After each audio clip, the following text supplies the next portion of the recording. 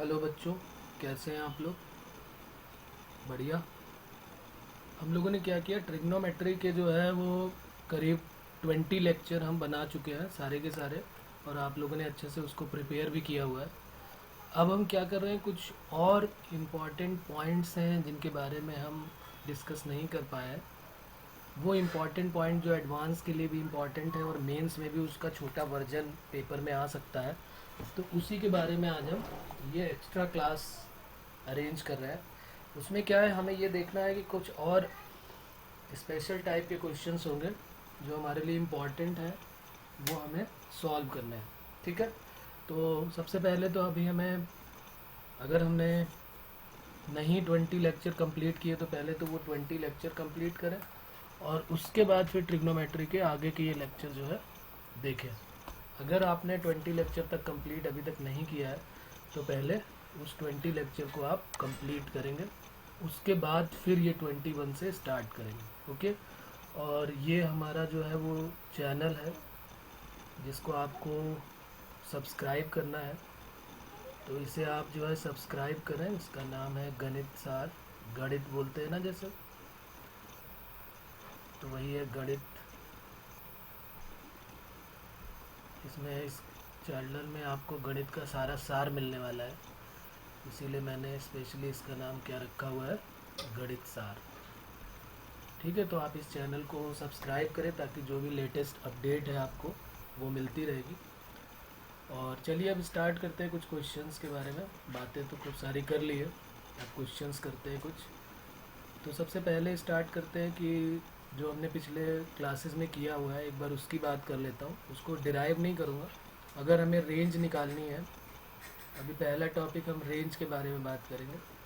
तो range of y equal to A cos theta plus B sine theta, या तो इसकी रेंज हो, और या फिर y equal to A cos theta plus B sine theta plus C. अगर इस टाइप के दो क्वेश्चन आते हैं तो इसके बारे में मैं पहले ही बता चुका हूँ कि y की जो मैक्सिमम और मिनिमम वैल्यू होती है वो माइनस अंडर रूट ए स्क्वायर प्लस बी स्क्वायर से प्लस अंडर रूट ए स्क्वायर प्लस बी स्क्वायर के मिड में लाई करती है। ठीक है, तो अब हम क्या करेंगे, एक तो ये हो गया, और अगर यहाँ पर हमने इसके लिए ये लिया हुआ है तो अगर c ऐड हो रहा है, जैसे इसमें c ऐड हो रहा है तो हम यहाँ तक यही लिखेंगे, और c ऐड कर देंगे तो c माइनस हो जाएगा, इसकी y क्या हो जाएगी, y बिलोंग्स टू c, दोनों में ऐड हो जाएगा। तो c माइनस अंडर रूट ए स्क्वायर प्लस बी स्क्वायर से इसको क्लोज में कर देते हैं, और c प्लस अंडर रूट ए स्क्वायर प्लस बी स्क्वायर। तो ये वही सेम हो गया जो हमने पहले किया हुआ था। कैसे आया इसके बारे में डिस्कस हम पहले कर चुके हैं, तो इसके बारे में बात अभी नहीं करते। आज जो हमारा नया केस है वो दूसरा है, इसमें उसकी ज़रूरत पड़ने वाली थी, इसलिए मैंने इसको आपको याद दिलाया है। इसको हमें कैसे करना है, जैसे हमारे पास ये जो रेंज लिखी हुई है दूसरे की, तो range of y equal to, थोड़ा सा फंक्शन बड़ा हो जाएगा, a cos alpha plus x plus B cos beta plus x, a cos alpha plus x plus B cos beta plus x. तो इसकी जो रेंज होती है, देन रेंज ऑफ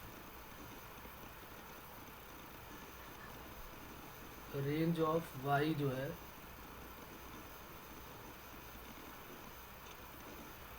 इसको हमें याद रखना है, y belongs to minus under root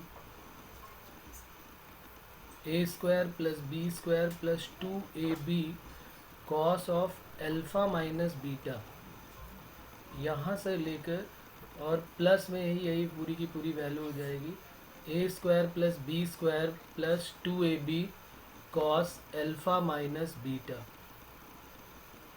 alpha minus beta कैसे मिलेगा, हम इस तरीके से समझ जाएंगे कि ये पूरा एंगल अल्फ़ा है, मतलब अगर ये पूरा एंगल है और इस पूरे एंगल में से इस पूरे एंगल को माइनस कर दिया तो हमारे पास वैल्यू आ जाएगी अल्फ़ा माइनस बीटा, क्योंकि एक्स जो है वो कट हो जाएगा। तो ये हमको ध्यान रखना है यहाँ पर, तो अल्फ़ा माइनस बीटा ये आ गई वैल्यू। अब क्या करेंगे, इसको पहले तो हम प्रूफ करेंगे, कि प्रूफ कैसे करेंगे इसके बारे में बात करते हैं, और फिर इस पे बेस्ड क्वेश्चन। अगर हम डायरेक्ट इसको याद कर लेते हैं तो ये जो प्रूफ वाला वर्क है ये हमको नहीं करना पड़ेगा। तो कैसे करेंगे देखते हैं। और ये जेई के पॉइंट ऑफ व्यू से इम्पॉर्टेंट है, इस पे बेस्ड क्वेश्चन जेई में पूछा गया है। तो पहले इसी को डिराइव कर लेते हैं, फिर इस पे बेस्ड क्वेश्चन करते हैं। तो लेट कर लेते हैं, लेट वाई इक्वल टू, जो हमारे पास था वो तो वाई है ही है, तो वाई इक्वल टू हमारे पास फंक्शन हो गया A cos of alpha plus x plus B cos of beta plus x. अब यहाँ पे कॉस ए प्लस बी का फॉर्मूला ओपन कर देते हैं, cos A cos B minus sine A और साइन बी, प्लस बी में कर लेते हैं कॉस ए कॉस बी, और माइनस हो जाएगा, ये भी प्लस में ही है तो ये भी माइनस में हो जाएगा, cos A cos B minus sine ए, तो साइन बीटा एक्स और साइन एक्स, ये आ गया हमारा। अब ए का मल्टीप्लाई करके कॉस वाले टर्म जो है वो एक साथ कर लेता हूँ, तो कॉस एक्स जैसे ही हम कॉमन लेंगे यहाँ पर कॉस एक्स, तो हमारे पास क्या मिलेगा कांस्टेंट, ए कॉस एल्फ़ा एक्स और B cos beta x, a cos alpha और इनटू में कॉस एक्स और बी कॉस बीटा।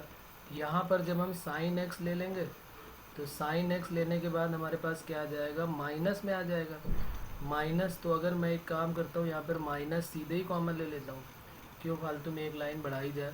तो यहाँ पर मैंने माइनस कॉमन ले लिया साइन एक्स, तो ये हो जाएगा ए साइन एल्फ़ा और प्लस हो जाएगा बी, अच्छा cos beta cos x sign beta और इनटू में है ये साइन एक्स, तो साइन एक्स कॉमन ले लिया तो बी साइन बीटा हो जाएगा। ओके, तो ये हमारा देखें, अगर हम ध्यान से इस फॉर्म को देखें तो ये फॉर्म जो हमारी है वो कुछ इस टाइप की बन रही है, y equal to A cos, इसको कैपिटल ए कर लेते हैं, A cos x plus B sine x, इसको कैपिटल बी कर लेता हूँ, बी साइन एक्स, जिसमें ये पूरा का पूरा कांस्टेंट ए का काम कर रहा है और ये पूरा का पूरा कांस्टेंट जो है वो बी का काम कर रहा है। तो A cos x plus B sine x की फॉर्म बन गई। तो इसकी रेंज हमें पता है कि इसकी रेंज का फॉर्मूला क्या होता है, अंडर रूट ए स्क्वायर प्लस बी स्क्वायर। तो हम क्या करते हैं, पहले अंडर रूट ए स्क्वायर प्लस बी स्क्वायर की वैल्यू काउंट करते हैं, कैलकुलेट करते हैं क्या आने वाली है। तो अंडर रूट ए स्क्वायर प्लस बी स्क्वायर जैसे ही मैंने किया, तो अंडर रूट के साथ, ये पूरा अंडर रूट के साथ चलने वाला है, और ये हो जाएगा A cos alpha x plus B cos beta, A cos alpha और बी कॉस बीटा का होल स्क्वायर, और ये minus of A sine alpha plus B sine beta, और इसका क्या हो जाएगा होल स्क्वायर। तो अब यहाँ पर जब हम इसको सॉल्व करेंगे, ओपन करेंगे, ब्रैकेट ओपन कर देता हूँ यहाँ पर, तो ये हो जाएगा A square cos square alpha B square cos square beta plus two A B cos alpha cos beta, plus ये माइनस का स्क्वायर तो प्लस होने वाला है, A square sine square alpha B square sine square beta, और plus में क्या आ जाएगा, प्लस 2ab साइन अल्फ़ा और साइन बीटा। अब मैंने क्या किया यहाँ पर, अब मैं क्या करूँगा यहाँ पर, कुछ कॉमन ऑमन लेके थोड़ा मर्ज कराऊंगा, जैसे a square cos square alpha और a square sine square alpha, तो ए स्क्वायर कॉमन ले लूँगा तो cos square alpha plus sine square alpha 1, b square में भी सेम कॉस स्क्वायर बीटा और साइन स्क्वायर बीटा, ये दोनों ले लिए, और प्लस 2ab, इन दोनों में से हमने क्या किया, 2ab ले लिया कॉमन, इन दोनों में से 2ab कॉमन है, cos A cos B plus sine A sine B, इसको भी लिख देता हूँ यहाँ पे, क्या बचने वाला है, कॉस एल्फ़ा कॉस, वैसे तो डायरेक्ट दिख रहा है लेकिन चलिए लिख देता हूँ, कॉस एल्फ़ा कॉस बीटा और साइन अल्फ़ा साइन बीटा, तो ये बन जाएगा कॉस ए माइनस बी। तो ए square plus B square plus 2ab cos of A cos B plus sine A sine B cos of A minus B, तो ये बन गया अल्फ़ा माइनस बीटा। इसको थोड़ा सेट करके मैं लिख देता हूँ कि ये क्या है, डिफरेंस ऑफ गिवन एंगल, जो ऊपर गिवन एंगल है ना, कौन कौन से, अल्फ़ा प्लस एक्स और बीटा प्लस एक्स, ये दिख रहा है ना यहाँ पर, देखिए कॉस अल्फ़ा प्लस एक्स और beta plus x given angle थे, तो वही अल्फ़ा प्लस एक्स, अगर मैं चाहूँ तो यहाँ पर आपको शो कर सकता हूँ कि अल्फ़ा प्लस एक्स में से हमें बीटा प्लस एक्स को जब माइनस करेंगे तो हमारा क्या मिलने वाला है, एक्स और एक्स कट हो जाएगा। तो कभी डाउट ना हो इसके लिए मैंने इसको यहाँ पर लिख दिया कि अल्फ़ा माइनस बीटा कैसे मिलने वाला है। पहले वाले एंगल में से दूसरे वाले एंगल को डिफरेंस करना है। और मान लीजिए किसी ने बीटा माइनस अल्फ़ा भी लिख दिया तो कौन सी आग लगने वाली है, क्योंकि cos of beta minus alpha बोलो या अल्फ़ा माइनस बीटा बोलो सेम आने वाला है। कॉस ए माइनस बी हो या कॉस बी माइनस ए हो, माइनस कॉमन लेने के बाद वो दोनों सेम होने वाले। तो अब बात समझ में आ गई होगी मेरे ख्याल से आपको कि ये जो रेंज का इतना बड़ा सा फॉर्मूला है वो कैसे डिराइव हुआ है। तो यहाँ पर लिख देते हैं, देन द रेंज ऑफ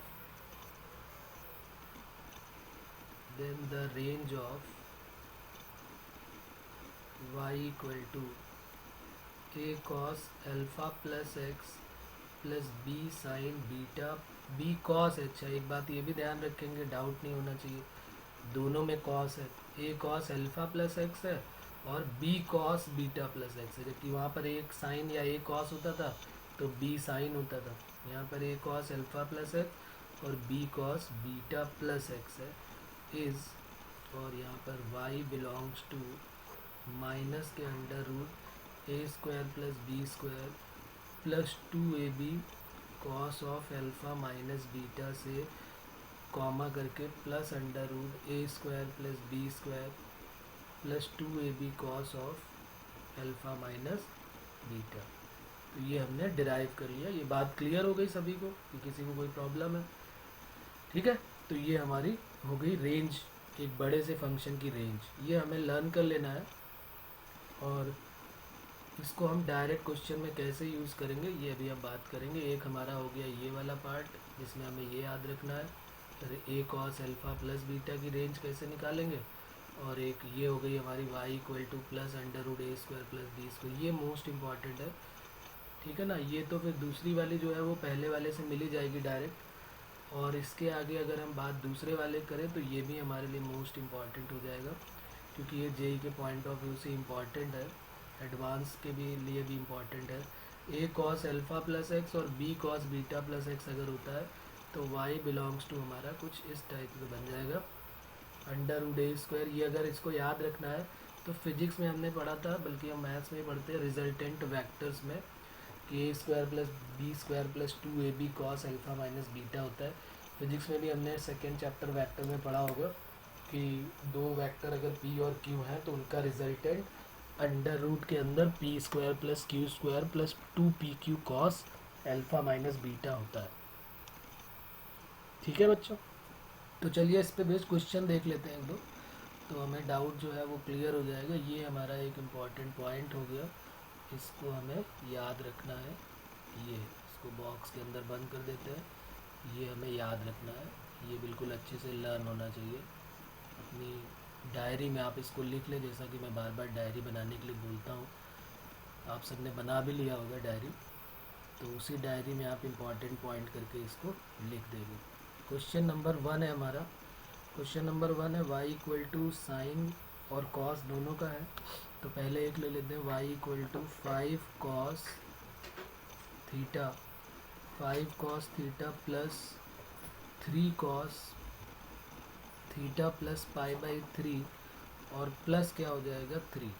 अब एक मेथड तो है कि उसका प्रूफ पूरा करना स्टार्ट कर दें, और एक मेथड ये है कि हम डायरेक्ट यहाँ पर बोल दें कि ये है y equal to A cos theta और बी कॉस, ये भी है b cos theta plus pi by 3, ऐसे करके दिया हुआ है। और इसमें थीटा है, उसको हम कंपेयर कर सकते हैं, जो हमारे पास ये लिखा हुआ है ए कॉस अल्फ़ा प्लस एक्स था ना, तो ये हो गया A cos alpha plus x. चलो इसको डायरेक्ट लिख देता हूँ मैं, एक काम करते हैं इसको कंपेयर करके डायरेक्ट ही लिख देते हैं, किससे कंपेयर करने जा रहे हैं तो बात क्लियर हो जाएगी। इसको हम कंपेयर करने जा रहे हैं अपने एबव वाले जो ये ऊपर फॉर्मूला दिया है, ए cos alpha plus x plus B cos beta plus x, और बाद में 3 जो है वो दोनों में ऐड कर देंगे बाद में। तो हम क्या करेंगे, यहाँ पर ए की वैल्यू क्या है, यहाँ पर ए की वैल्यू है 5 और बी की वैल्यू क्या है 3, और जो डिफरेंस ऑफ एंगल है, वो होता है अल्फ़ा माइनस बीटा। तो अल्फ़ा माइनस बीटा या बीटा माइनस अल्फ़ा कुछ भी कर दे, तो theta plus pi by 3 minus theta, तो ये पाई बाई 3 आ जाएगा। कुछ लोगों का -π/3 भी आएगा, तो उसका कोई फ़र्क नहीं पड़ने वाला, क्योंकि कॉस ऑफ माइनस थीटा क्या होता है, कॉस थीटा। तो अब हम क्या करेंगे, पहले इसकी वैल्यू निकाल देते हैं। √a² + b² + 2ab cos alpha minus beta, क्योंकि इसकी रेंज का y की वैल्यू तो यही होती है, तो इसको हमने यहाँ पर वैल्यू पुट कर दी। तो ये वैल्यू क्या हो जाएगी, a², 5 का स्क्वायर, 25 डायरेक्ट लिख देता हूँ, 3 का स्क्वायर 9 हो गया, और 2 इंटू a इंटू बी, और cos of alpha minus beta means π/3 हो गया। तो अब कॉस π/3 हो गया, तो 25 + 9 हो गया यहाँ पर। इसको सॉल्व कर लेते हैं आगे। ये हो जाएगा 25 और 9, 25 और 5 हो गया 30, और 4 34 हो गया यहाँ पर, और प्लस 2ab, 2 इंटू 5 3 × 15 हो गया, और कॉस 60 साइन 30 1/2 हो गया। तो 5 और 4 9 हो गया, और 3 1 और 4 49 हो गया। तो ये 7 आ गया। तो अब अभी मैंने बात किया था कि जो भी वैल्यू अगर हमें मिलती है, तो ये पहला वाला जो आर्टिकल था कि यहाँ पर अगर सी ऐड है तो हम इसमें सी ऐड कर देंगे बोथ साइड। तो जो हमारी रेंज इसकी आएगी वो क्या आएगी, अगर मैं ऐसे लिखना चाहूँ कि 5 cos थीटा प्लस, वैसे तो आंसर सबको डायरेक्ट दिख ही गया हो एक ही लाइन में, तो मैं लिख के बता रहा हूँ इसलिए टाइम लग रहा है। तो ये -7 to +7 है, और इसमें कितना ऐड करना, ये लिखा हुआ है ऊपर 3, तो मैंने क्या किया, यहीं पर 3 बोथ साइड ऐड कर दिया। तो हमारा आंसर हो जाएगा 7 - 3 करेंगे तो 4 आ जाएगा। तो -4 से y की वैल्यू जो हमारी है वो 7 और 3 10 होने वाली है। तो ये हमारा आंसर आ जाएगा। बोलो, इसमें कोई प्रॉब्लम है, बात क्लियर हो रही है। तो ये हमारा हो गया डायरेक्ट। अगर हम करना चाहते तो एक ही लाइन में सीधे आंसर लिख देते, यही इसी की वैल्यू निकाल के और 3 ऐड करके। तो ये हमारा फर्स्ट क्वेश्चन हो गया। एक सेकंड क्वेश्चन और भी कर लेते हैं, ये भी जेई का ही है। y = sine of x + π/3 + 3 cos of x - π/3। अब यहाँ पर क्या है, या तो उसका जो डेरिवेशन है उससे तो हम कर ही सकते हैं कि पहले साइन a + b ओपन कर दें, फिर cos a - b ओपन कर दें, और फिर इसको पूरे को सॉल्व कर लें। एक वो प्रोसेस तो है ही है, क्योंकि प्रूफ में भी वैसे ही आया हुआ है। लेकिन अगर मैं इसमें डायरेक्ट अपना फॉर्मूला लगाना चाहूँ तो क्या डायरेक्ट फॉर्मूला लग सकता है यहाँ पर? नहीं, क्योंकि यहाँ पर a cos है और b cos है, लेकिन यहाँ पर क्या है, a साइन है। तो क्यों ना हम इस साइन को cos में चेंज कर लेते हैं। तो साइन को मैंने यहाँ पर ऐसे लिख दिया, इसको cos में डायरेक्ट ही लिख देता हूँ। तो इसको cos चेंज कर दिया, cos ऑफ 90 माइनस थीटा। ये तो हमने पढ़ा है, cos 90 minus theta sine theta होता है। और ये 3 cos अल्फ़ा x - π/3। तो ये बन गया cos of π/2 minus x minus π/3। तो ये 90 है और ये 60 है, तो ये बन गया 30। तो इसको क्या मैं ऐसे लिख सकता हूँ, 30 माइनस π/6 माइनस x, या फिर x माइनस π/6, कोई प्रॉब्लम नहीं है, दोनों ही लिख सकते हैं ना, x माइनस π/6 भी लिख सकते हैं, क्योंकि cos of minus theta cos theta होता है।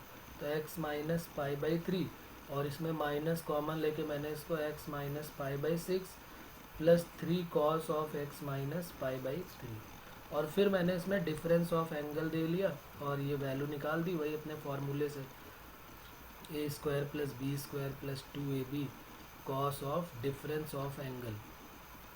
a की वैल्यू ऊपर से मुझे साफ साफ दिख रही है, यहाँ पर लिख देता हूँ। a की वैल्यू है 1, b की वैल्यू है 3, और अल्फ़ा माइनस बीटा कितना है, x minus π/6 minus x plus π/3। ध्यान रखें x कटना चाहिए, और ये π/6 माइनस π/3 कितना हो जाएगा, ये हो गया 60 माइनस 30, तो ये 30 आ गया। तो अल्फ़ा माइनस बीटा आ गया अल्फ़ा माइनस बीटा π/6 आ गया यहाँ पर। तो अब यहाँ पर वैल्यू पुट कर देते हैं। तो a की वैल्यू हो गई 1, 3 का स्क्वायर हो गया 9, plus 2 into a into b की वैल्यू हो गई 3, और cos ऑफ यहाँ पर कितना हो जाएगा, cos 30, क्योंकि ये तो 30 डिग्री आया, और cos 30 होता है साइन 60, यानी कि √3/2। तो 10 इंटू 2 इंटू 3 इंटू √3/2। तो ये 2 से 2 कट जाएगा, तो वैल्यू हमारी आ जाएगी 10 प्लस 3√3। तो हमारी जो रेंज है ऊपर वाले क्वेश्चन की वो डायरेक्ट आ जाएगी। रेंज ऑफ दिस जो हमारा क्वेश्चन है वो हमारा आंसर यहाँ पर क्या दे देगा, ये y बिलोंग्स टू माइनस के 10 प्लस 3√3 से प्लस के 10 प्लस 3√3 तक इसकी रेंज आ जाएगी।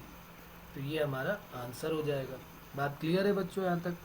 ओके, तो उम्मीद है कि आपको ये वाले में कोई प्रॉब्लम नहीं आई होगी।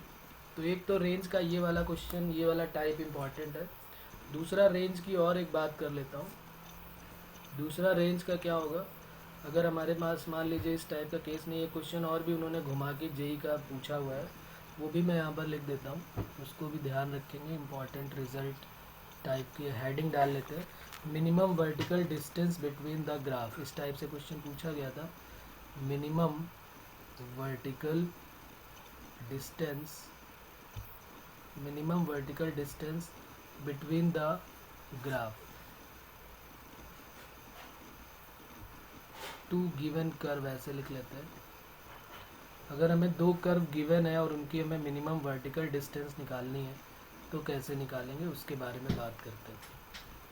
तो देखिए इसको कैसे सॉल्व करेंगे। जैसे मान लीजिए हमारे पास कोई दो कर्व गिवन है, एक हमने मान लिया y इक्वल टू f1x है और एक मान लिया y इक्वल टू f2x है। ये हमारे पास एक कर्व है f1x और एक y इक्वल टू f2x, ये दो कर्व हमको गिवन कर्व है। अब उसने कहा है कि हमें इनकी वर्टिकल डिस्टेंस निकालनी है। तो वर्टिकल डिस्टेंस कैसे निकलेगी उसके बारे में बात करते हैं। तो वर्टिकल डिस्टेंस के लिए मैं क्या करूँगा, यहाँ पर पहले दोनों के कर्व ड्रॉ कर देते हैं। एक हमारा मान लीजिए कर्व हमारा एक ऐसा आ गया, ये कर्व है, और एक कर्व हमारा कुछ ऐसा है ये। तो ये हो गया y इक्वल टू f1x और ये हो गया y इक्वल टू f2x। तो हम क्या करेंगे, इनकी वर्टिकल डिस्टेंस निकालनी है। तो इसकी नेमिंग कर देता हूँ, ये a है और ये b है। यहाँ पर अगर हम यहाँ पर एक परपेंडिकुलर ड्रॉ कर दें तो ये भी वर्टिकल डिस्टेंस होगी, एक ये भी वर्टिकल होगी। जितनी भी लाइन हम परपेंडिकुलर ड्रॉ करते जाएंगे वो सारी की सारी हमारी परपेंडिकुलर डिस्टेंस जो है, कहीं पर डिस्टेंस जो है वो ज़्यादा आएगी, कहीं पर कम आएगी। तो ये सारी की सारी वर्टिकल डिस्टेंस हो जाएंगे। जैसे इसका नाम CD रख लेता हूँ, इसका नाम EF रख लेता हूँ, ये G और ये H है, ये I और ये J है। तो अब हमने क्या किया, यहाँ पर वर्टिकल डिस्टेंस बहुत सारी हो सकती है, तो ये सारी की सारी वर्टिकल डिस्टेंस ही है। यहाँ पर लिख सकते हैं हम कि वर्टिकल डिस्टेंस ये कई सारी है, CD है, EF है, GH है और IJ है। ये सारी की सारी वर्टिकल डिस्टेंस है, ये सारी की सारी वर्टिकल डिस्टेंस है। लेकिन हमें तो मिनिमम वर्टिकल डिस्टेंस निकालनी है। तो हमारा मोटो क्या था, इस कॉन्सेप्ट को पढ़ने का मोटो ये था कि हमें दो कर्व दिए हैं तो उनकी मिनिमम वर्टिकल डिस्टेंस कैसे निकलेगी। तो वर्टिकल डिस्टेंस निकालने के लिए हम क्या करते हैं कि y के कोऑर्डिनेट को माइनस कर देंगे। भाई देखिए यहाँ पर अगर हम देखें, ये ओरिजिन में यहाँ से ऊपर देखें तो ये हमारा b है, तो ये y की वैल्यू हो जाएगी पहले वाले के y की, जो ये f1x है, ये y ऑफ f1 है, f1x है। और ये जो a है यहाँ से यहाँ तक, ये y ऑफ f2x है, ये y ऑफ f2x है। तो अगर मैं इसमें से इसको माइनस कर देता हूँ तो ये जो डिस्टेंस यहाँ से यहाँ तक आई है यही तो होगी वर्टिकल डिस्टेंस। तो हम क्या करते हैं, ऊपर वाले कर्व में से नीचे वाले कर्व को माइनस कर देंगे। हमें देखना पड़ेगा कौन सा कर्व जो है वो बड़ा है और कौन सा कर्व छोटा है, वो क्लियरली समझ में आ जाएगा। जैसे मान लीजिए हमारे पास कोई क्वेश्चन दिया हुआ है, एक क्वेश्चन दिया है 3+ क्वेश्चन एक है कि y इक्वल टू दिया है 3+ cos x और एक y इक्वल टू दिया हुआ है sin x। अब कहेगा इनकी vertical distance, minimum vertical distance बताओ। तो हमें आइडिया तो है ही है कि ये बड़ा कर्व होगा, इसकी y बड़ा होगा और इसका y, इसका -1 से 1 के बीच में लाई करेगा, और इसका अगर इसके कर्व की ये -1 से 1 ले ले तो ये -2 से लेकर 4 के मिड में लाई करेगा ये। तो इसका मतलब इसकी वैल्यू ज़्यादा बड़ी होगी y की। तो हम क्या करेंगे, y के लिए हम क्या करेंगे, पहले कर्व से दूसरे कर्व को माइनस कर देंगे। अगर ये बड़ा होता, सेकंड होता बड़ा और छोटा होता, तो हम सेकंड से फर्स्ट को माइनस कर देते। जो भी बड़ा कर्व है उससे छोटे वाले कर्व को माइनस कर देते हैं तो वर्टिकल डिस्टेंस निकल आएगी। ठीक है, तो अब वर्टिकल डिस्टेंस को हम फॉर्मूले के तरीके चाहे तो लिख सकते हैं कि वर्टिकल डिस्टेंस इक्वल टू क्या हो जाएगा, vertical distance equal to y coordinate of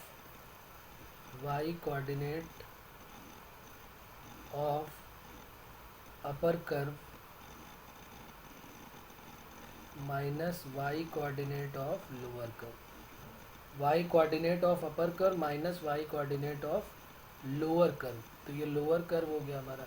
तो इससे हम y की वर्टिकल डिस्टेंस की वैल्यू निकाल सकते हैं, इस बात का हमें ध्यान रखना है। ठीक है बच्चों, तो यहाँ तक बात क्लियर है। तो अब हम ज़रा क्वेश्चन एक करते हैं जो जेईई के प्रीवियस ईयर का पार्ट है, उस क्वेश्चन को करते हैं। कह रहा find minimum vertical distance, find minimum vertical distance, find minimum vertical distance between the curve. ये बिटवीन का साइन है सुंदर सा, जिसमें हमें बिटवीन पूरा लिखना नहीं पड़ता। y equal to 2 plus sine x comma y equal to cos x, ये दो हमारे पास है।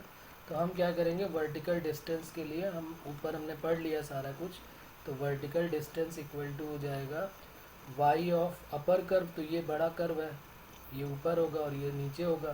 तो हमने क्या किया, 2 प्लस साइन एक्स से किसको माइनस कर देंगे, कॉस एक्स को। तो 2 plus sine x minus cos x. अब क्या करेंगे यहाँ पर अब हम ये करेंगे कि माइनस ये 2 प्लस साइन एक्स हो गया और माइनस कॉस एक्स हो गया। अब ये फ़ोटो तो आपको क्लियर ही है, ये तो मैं पहले भी क्लासेस में बता चुका हूँ कि sine x minus cos x की रेंज क्या होगी, चाहे sine x minus cos x हो या sine x plus cos x हो, इसकी वैल्यू -√2 से +√2 के मिड में होगी। ये हम अभी ऊपर बात कर चुके हैं यहाँ पर। अब ये चाहे प्लस हो या माइनस हो, चाहो तो यहाँ पर माइनस भी लगा सकते हो, अगर माइनस भी होगा तो भी चलेगा, प्लस हो या माइनस हो, क्योंकि स्क्वायरिंग हो रही, कोई टेंशन वाली बात ही नहीं है। तो ए कॉस थीटा हो, बी साइन थीटा हो, प्लस का हो माइनस का हो, कोई प्रॉब्लम नहीं है। √a² प्लस बी स्क्वायर से माइनस के √a² प्लस बी स्क्वायर से प्लस के √a² प्लस बी स्क्वायर के मिड में होगी। तो ये वैल्यू -√2 से +√2 के बीच में, और उसमें 2 हमें करना है प्लस। तो ये जो वर्टिकल डिस्टेंस है हमारी, ये क्या हो जाएगी, 2 -√2 से लेकर 2 +√2 के मिड में। तो ये हमारा आंसर हो जाएगा। तो ये भी कॉन्सेप्ट आपको क्लियर हो गया होगा मे बी, और थोड़ा सा समझेंगे तो ये सारी चीज़ें क्लियर हो जाएंगी जो आज के लेक्चर में बताने वाला हूँ। बस थोड़ा सा ध्यान देना है हमको चीज़ों का कि कैसे हमें करना है, बाकी तो इजी है, कोई प्रॉब्लम नहीं आने वाली है। ठीक है, तो ये हो गया हमारा क्वेश्चन। एक और दूसरे टाइप का क्वेश्चन भी पूछा जाता है, इसके बारे में भी बात कर लेते हैं। नेक्स्ट टाइप है ये, रेंज के लिए ही बात कर रहा हूँ, तो चलिए रेंज के लिए एक टाइप और बात कर लेते हैं।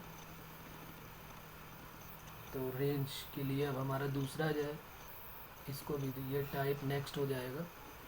इसमें क्या है, क्वेश्चन से ही डायरेक्ट समझते हैं क्या करना पड़ेगा, इसको हमें याद भी रखना है। क्वेश्चन हमारा है x² plus y² equal to 1, ये है if x² plus y² equal to 1 find maximum and minimum value of, find maximum and minimum value of 5x minus 12y। इसकी मैक्सिमम और मिनिमम वैल्यू निकालनी है। अब ये क्वेश्चन हमारे लिए थोड़ा सा नया हो गया, क्योंकि इस टाइप का भी क्वेश्चन हमने नहीं किया हुआ है, और ये बहुत इजी होता है, यह मैं आपको बता दूं बहुत इजी होता है। इसमें हमें करना क्या होता है, हमें ये देखना है कि हमने कौन सा फार्मूला ऐसा पढ़ा है जिनमें x का स्क्वायर कर दे, x कोई ट्रिग्नोमेट्रिक फंक्शन हो सकता है और y कोई ट्रिग्नोमेट्रिक फंक्शन हो सकता है जिसकी वैल्यू 1 आ जाए। तो बताइए, आप सोच के बताइए कि इसमें कोई ऐसा फार्मूला, वैसे तो दिमाग में आ ही गया होगा कि कौन सा फार्मूला ऐसा है जिसमें 1 हो जाएगा। तो ये यहाँ पर हमें याद आ रहा होगा कि x की वैल्यू अगर मैं यहाँ पर साइन थीटा रख दूँ और y की वैल्यू कॉस थीटा रख दूँ, तो क्या ये इक्वेशन सेटिस्फाई हो जाएगी? तो बिल्कुल हो जाएगी, क्योंकि sine square theta plus cos square theta जो है वो 1 होता है। तो अब हमारे लिए इस क्वेश्चन में कोई दम ही नहीं रह गई। हमें क्या ध्यान रखना है कि जब भी कभी इस टाइप का कोई केस दिखाई देगा, हम सेटिस्फाई करा के देख लेंगे कि क्या सेटिस्फाई हो रहा है। अगर कुछ ऐसी साइन की या कॉस की वैल्यू सेटिस्फाई हो रही है, तो फिर हम वही वैल्यू x और y की यहाँ पर पुट कर देंगे। तो फिर अब हमारे इस क्वेश्चन में कोई दम ही नहीं रहेगी। z equal to 5x minus क्या हो गया 12y, x की वैल्यू रख देते हैं साइन थीटा है, और -12y की वैल्यू रख देते हैं कॉस थीटा है। तो ये वैल्यू क्या हो जाएगी z की, z equal to 5 sine theta minus 12 cos theta, तो पता है, सभी को पता है ये तो, अंडर रूट ए स्क्वायर प्लस बी स्क्वायर। तो हम यहाँ पर सॉल्व कर लेते हैं, 5 स्क्वायर प्लस, और ये भी सॉल्व करने की कहाँ ज़रूरत है। तो ये हो गई -13 से +13 के मिड में आ गई वैल्यू, -13 टू +13, ये आंसर हो गया हमारा। इसमें कोई प्रॉब्लम है किसी को, बात क्लियर हो रही है। तो ये इस टाइप के भी क्वेश्चन बहुत सारे मिलेंगे आपको, तो ये ध्यान रखें आप लोग। जैसे मान लीजिए एक क्वेश्चन और मैं देख लेता हूँ कि इसमें कोई प्रॉब्लम आ रही है क्या। जैसे x square plus y square equal to, मान लीजिए हमको क्वेश्चन दिया हुआ है 64, और फिर कह रहा है वैल्यू बताइए x square plus y square equal to 64। तो वैल्यू हमको बतानी है, इसकी रेंज बतानी है, x plus x minus y या एक्स माइनस 2y, इसकी रेंज बतानी है। Find the range of x minus 2y, find range of x minus 2y। तो अब हम क्या करेंगे, हमें पता चल रहा है कि x की वैल्यू क्या रख दे, y की वैल्यू क्या रख दे कि ये सेटिस्फाई हो जाए। तो कैसे करना चाहिए हमको, अगर हमने x साइन और कॉस रखा तो वो तो 1 आ जाएगा, तो 1 के साथ 64 का मल्टीप्लाई हो रहा है, तो ये 8 स्क्वायर बन रहा है। तो इसका मतलब 8 का स्क्वायर यहाँ भी आना चाहिए। x के साथ अगर साइन थीटा है, तो अगर कहीं से कुछ ऐसा हो जाए कि 8 साइन थीटा बन जाए, और यहाँ पर भी 8 कॉस थीटा बन जाए, और इसका सम करेंगे तो 8 स्क्वायर आ जाएगा। तो पता चल गई हमको वैल्यू कि भाई x की वैल्यू 8 साइन थीटा है और y की वैल्यू 8 कॉस थीटा है। रख दिया वैल्यू, कोई टेंशन नहीं। z equal to x minus 2y है, x की वैल्यू हो गई 8 साइन थीटा और -8 टू जा 16 कॉस थीटा हो गया। बस इसी की रेंज निकालनी है, तो हमें क्या करना है, अंडर रूट ए स्क्वायर प्लस बी स्क्वायर की वैल्यू निकाल देनी है। तो अंडर रूट 8 का स्क्वायर हो जाएगा और ये 16 का स्क्वायर हो जाएगा। तो ये 8 का स्क्वायर हो गया, 16 को मैंने लिख दिया, 16 को 2 इंटू 8 लिख दिया, तो 8 का स्क्वायर हो गया और इंटू 2 का भी स्क्वायर हो गया। 8 का स्क्वायर बाहर आके 8 बन गया, और 1 प्लस 2 का स्क्वायर कितना हो गया 4, तो ये हो गया 8√5। तो आ गया हमारा आंसर। तो इसकी रेंज क्या हो जाएगी, इसका आंसर हो जाएगा -8√5 से +8√5 तक वैल्यू हो जाएगी। ये हमारा आंसर हो गया। बात क्लियर हो रही है सभी को, तो ये हमारा आंसर हो गया। तो कुछ नए कॉन्सेप्ट हमको यहाँ पर सीखने के लिए मिल रहा है। और एक अगर मान लीजिए कुछ इस टाइप की क्वाड्रेटिक बन जाती है या इक्वेशन ही पूरी आ जाती है, तो उसको कैसे सॉल्व करेंगे, एक और क्वेश्चन देख लेते हैं। क्वेश्चन है ये, if x square plus y square minus 2x minus 2y plus 1 equal to 0, अगर इस टाइप का केस बन गया, और फिर कहते हैं find maximum and minimum value of, या find range of 15x minus 8y, इसकी रेंज बतानी है हमको। तो हम क्या करेंगे, पहले इसको परफेक्ट स्क्वायर बना देते हैं। परफेक्ट स्क्वायर बनाने के लिए एक्स स्क्वायर है, 2x है, कुछ कांस्टेंट की कमी है वो कर देंगे, प्लस वाई स्क्वायर है, 2y है, कुछ कांस्टेंट की कमी है वो कर देंगे, और साथ में इधर भी ऐड कर देंगे। तो यहाँ भी 1 ऐड कर लेते हैं, यहाँ भी 1 और यहाँ भी 1 करना पड़ेगा, क्योंकि एक ही 1 था हमारे पास, एक 1 इधर ऐड किया तो इक्वल में भी 1 ऐड करना पड़ेगा। तो ये बन जाएगा x माइनस 1 का होल स्क्वायर, ये बन गया y माइनस 1 का होल स्क्वायर, और ये 1 स्क्वायर बन गया। अब यहाँ पर x माइनस 1 को क्या होना पड़ेगा ताकि 1 आ जाए, तो x माइनस 1 को साइन थीटा होना पड़ेगा, और y माइनस 1 को क्या होना पड़ेगा, कॉस थीटा, तभी तो ये 1 आएगा। 1 का स्क्वायर 1, तो हमने क्या किया, x माइनस 1 को साइन थीटा की इक्वल कर दिया, तो हमें तो x चाहिए, तो x equal to 1 plus sine theta हो गया। और y माइनस 1 को मैंने कॉस थीटा की इक्वल कर दिया, तो y की वैल्यू क्या आ जाएगी, कॉस थीटा प्लस 1। और ये x और y यहाँ पर z में पुट कर देंगे, जो हमारी रेंज है 15x minus 8y, then range z equal to 15x minus 8y। तो x की वैल्यू पुट कर देते हैं 15, और x की वैल्यू है 1 plus sine theta minus 8, y की वैल्यू है 1 प्लस कॉस थीटा। तो ये क्या आ जाएगा, 15 plus 15 sign theta minus 8 cos theta. तो 15 sign theta minus 8 cos theta, और 15 माइनस 8 7 हो गया। तो ये वैल्यू हमारी आ गई। अब इसकी रेंज हमें बतानी है, तो हम क्या करेंगे, अंडर रूट ए स्क्वायर प्लस बी स्क्वायर निकाल देंगे। ये हो गया ए और ये क्या हो गया बी, तो ये हो गया 15 का स्क्वायर और प्लस 8 का स्क्वायर, तो ये हो गया कितना 225 प्लस 64 289, तो ये हो गया 17। अब इसकी रेंज जो है उसमें हमें यहाँ से यहाँ तक की रेंज तो हमको पता चल गई है, ये यहाँ से यहाँ तक की रेंज हो गई -17 टू +17, लेकिन उसमें हमें क्या ऐड करना पड़ेगा 7।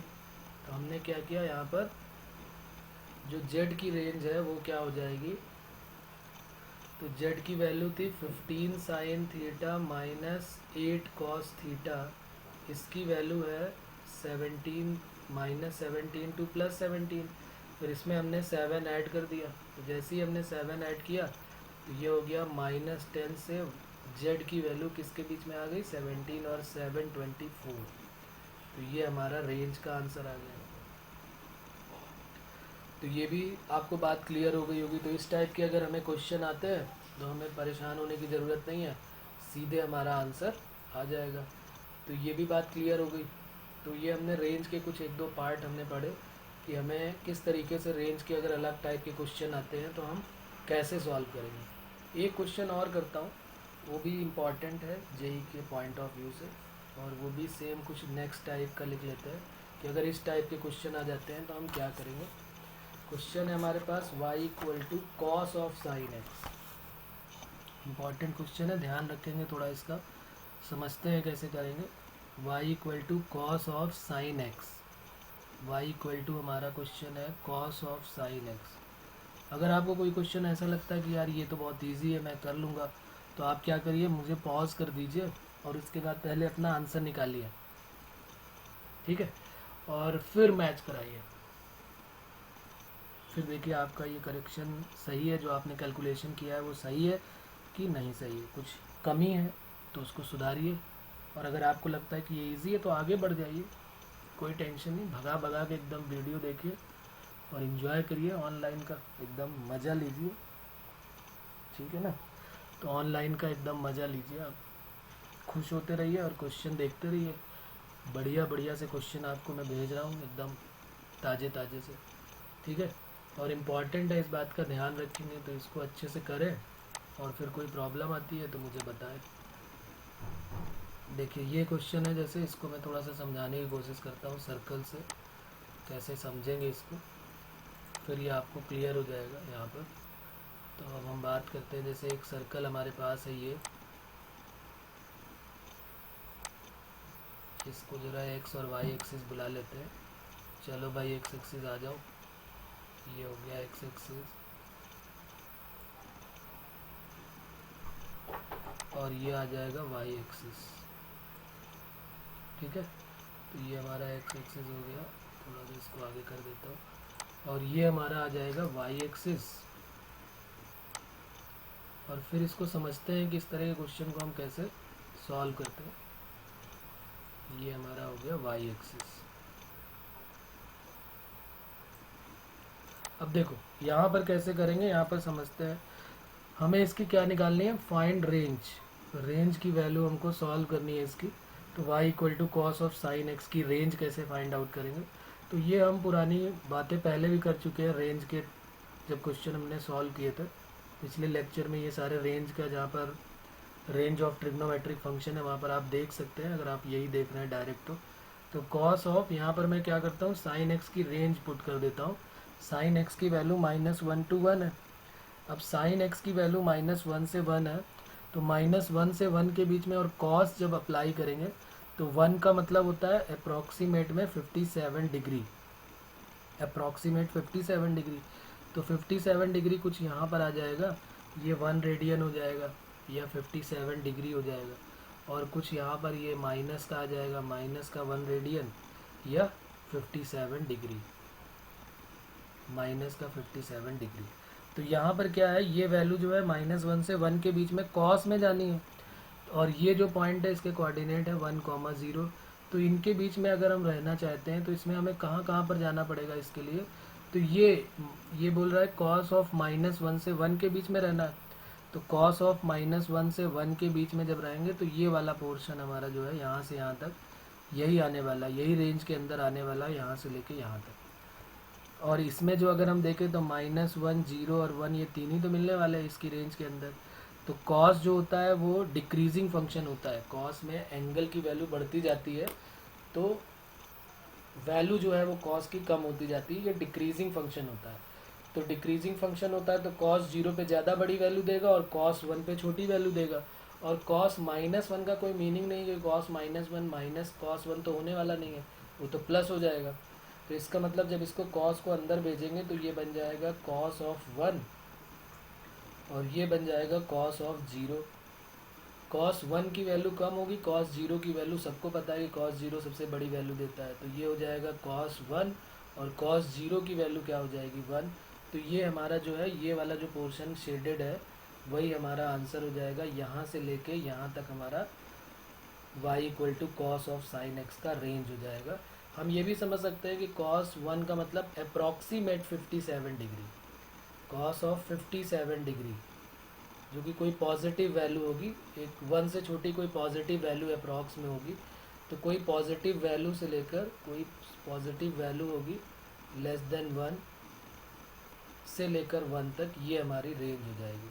बल्कि हम अपना आंसर तो यही देने वाले हैं, ये हमारा आंसर हो जाएगा। तो ये कॉस ऑफ साइन एक्स का आंसर हो गया। तो ये तो हो गया पहला क्वेश्चन। अब जरा आप कॉस ऑफ 2 साइन एक्स या 3 साइन एक्स या 4 साइन एक्स अगर ऐसे करना चाहे तो चलिए एक एक कर ही लेते हैं ताकि हमें आइडिया रहे। जैसे मैं कर रहा हूँ कॉस ऑफ 2 साइन एक्स, तो 2 साइन एक्स भी बहुत इजी होने वाला है। 2 साइन एक्स में हम क्या करेंगे, एक बार ट्राई करो, तुम लोग खुद से ट्राई करो और देखो, अगर तुम्हें लगता है कि हम कर लेंगे तो फिर बनाओ, इसका आंसर बताओ, मुझे पॉज करके अपना आंसर देखो और सॉल्व करके फिर मुझे बताना कि हाँ हमारा आ गया आंसर। ये तो बहुत इजी था क्वेश्चन।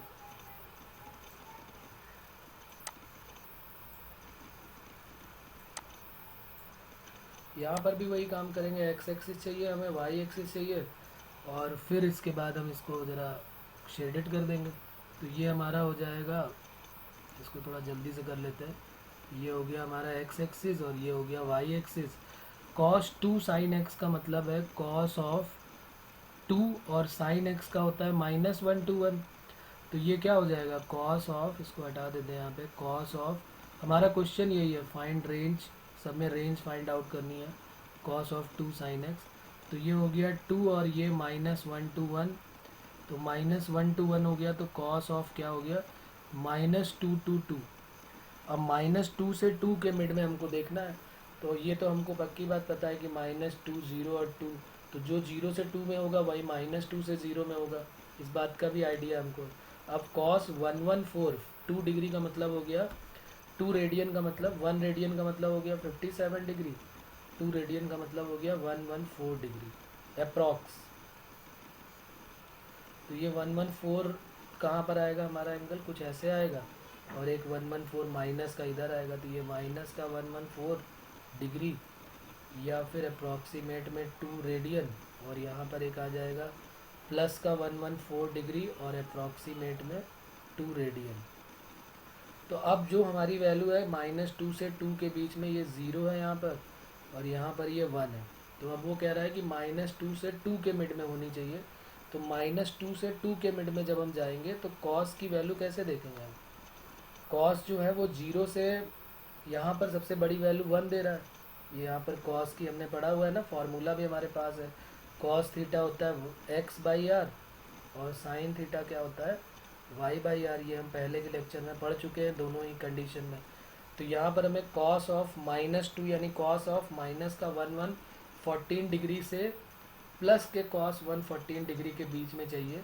तो ये वाला पोर्शन 0 से लेके यही वाला पोर्शन तो शेडेड होगा, इसको अगर मैं इससे शेडेड करना चाहूँ तो ये वाला पोर्शन हमारा शेडेड हो जाएगा, और उधर ही माइनस से भी है तो ये वाला पोर्शन शेडेड हो जाएगा। तो हमारी रेंज जो है वो यहाँ से लेके यहाँ तक आ जाएगी 114 की। अब जब वैल्यू निकालेंगे तो क्या फाइनल होने वाला है, जब हम वैल्यू निकालेंगे तो कॉस ऑफ 0 आ जाएगा और कॉस ऑफ 1 आ जाएगा, 1 तो नहीं 2 है तो 2 आ जाएगा। तो पहले कॉस 2 ले लेते हैं और फिर कॉमा करके क्या ले लेते हैं कॉस 0। कॉस 0 की वैल्यू क्या आ जाएगी 1, तो कॉस 2 की वैल्यू क्या हो जाएगी, तो हमारा जो रेंज है वो cos 2 से लेके हम यही आंसर दे देंगे cos 2 to 1।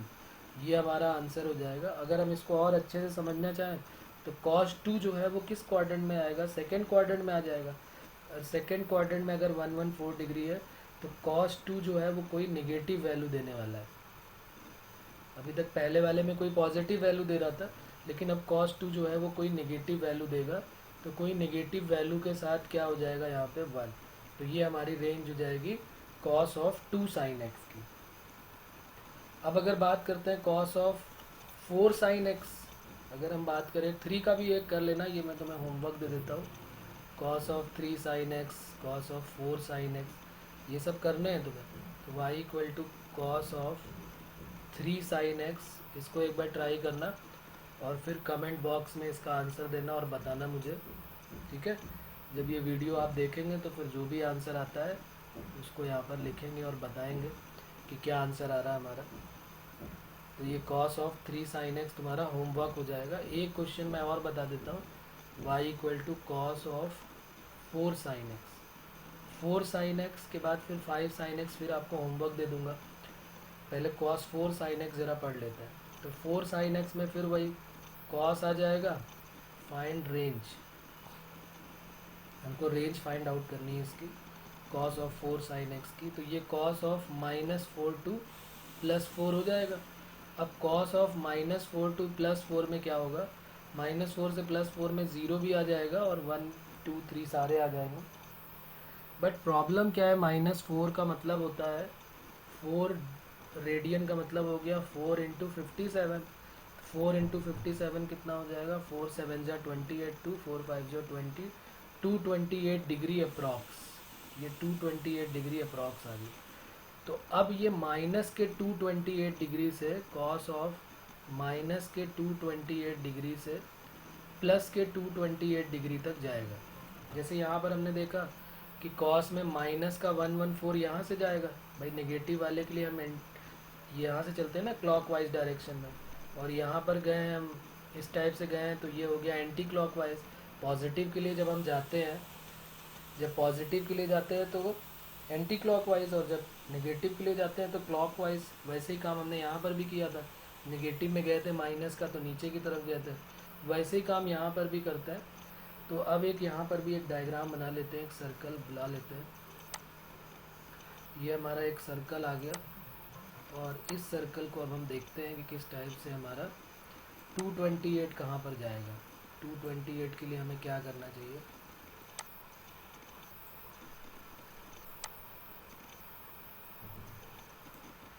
ये हमारा एक सर्कल हो गया और माइनस के 228 से प्लस 228 के बीच में हमको जाना है।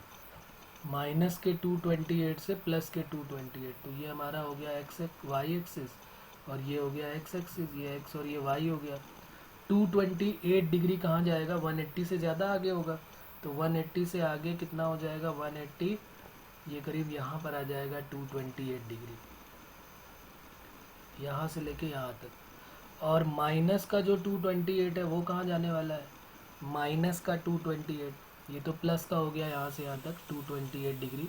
माइनस जो है वो पहले माइनस का 180 जाएगा, इस टाइप से जाएगा -180 और फिर यहाँ कहीं ऊपर आ जाएगा। तो ये हो जाएगा माइनस का 228 डिग्री।